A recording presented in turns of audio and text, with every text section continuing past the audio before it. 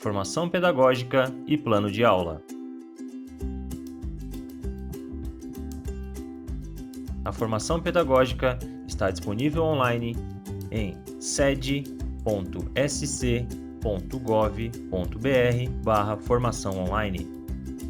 O objetivo da formação é aprimorar o uso de metodologias, mediadas ou não por tecnologias, da equipe docente, técnica, pedagógica e gestora das unidades escolares, e também das coordenadorias regionais de educação. O objetivo da formação pedagógica é aprimorar o uso de metodologias por parte da equipe docente, técnica pedagógica e gestoras das escolas e das coordenadorias regionais de educação. A certificação se dá mediante avaliação online ao final do curso. O planejamento pedagógico deve ser elaborado de forma remota, colaborativa e integrada entre as equipes, em diálogo com os diferentes contextos dos alunos e famílias, respeitando carga horária de cada componente curricular.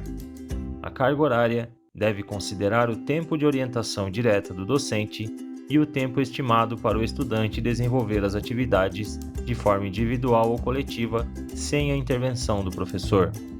Faz-se necessária a unicidade do trabalho pedagógico com o planejamento feito por todos, e tem-se como objetivo que a qualidade e o sentido ou intencionalidade pedagógica das atividades prevaleçam em relação à quantidade de conteúdos enviados.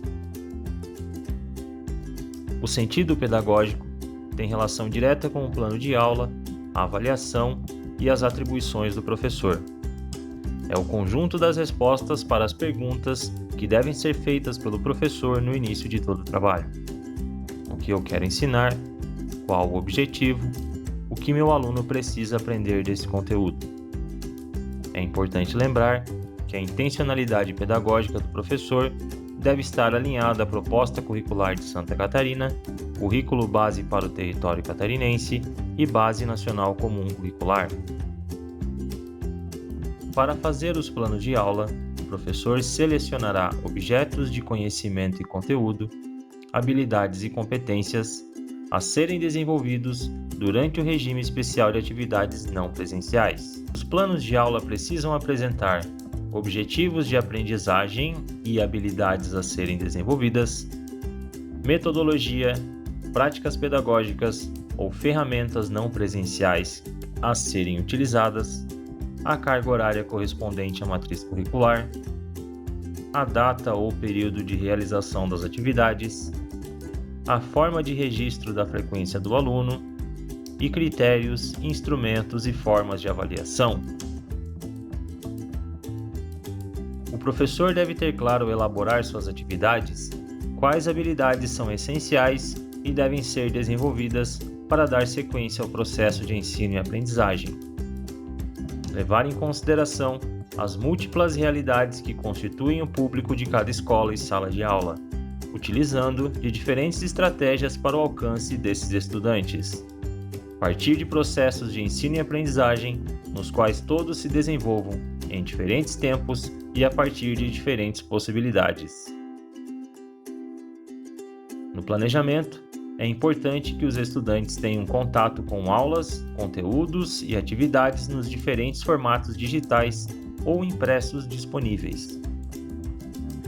Que esses diferentes formatos de aulas, conteúdos e atividades oportunizem uma relação ativa dos estudantes com o conhecimento.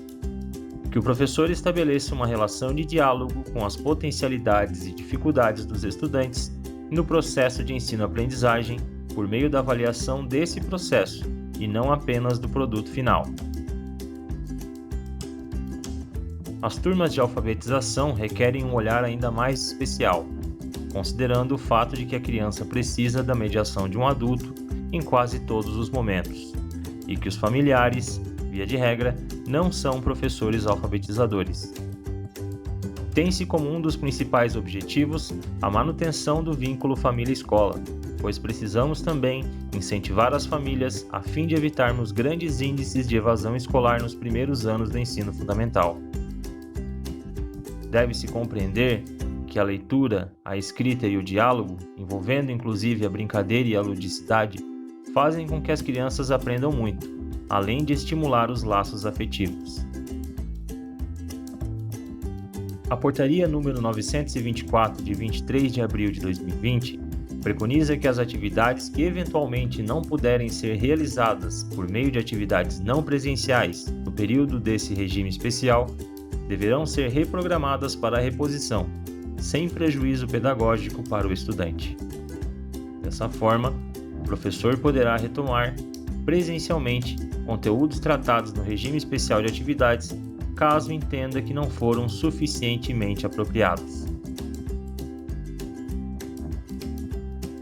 Em resumo, ao planejar sua aula, o professor deve privilegiar abordagens investigativas pautadas em problematizações, leituras, investigações, análises e interpretações e partir de situações concretas e contextualizadas para desenvolver atividades de aprendizagem significativa, oportunizando ao estudante ser agente do seu processo de aprender.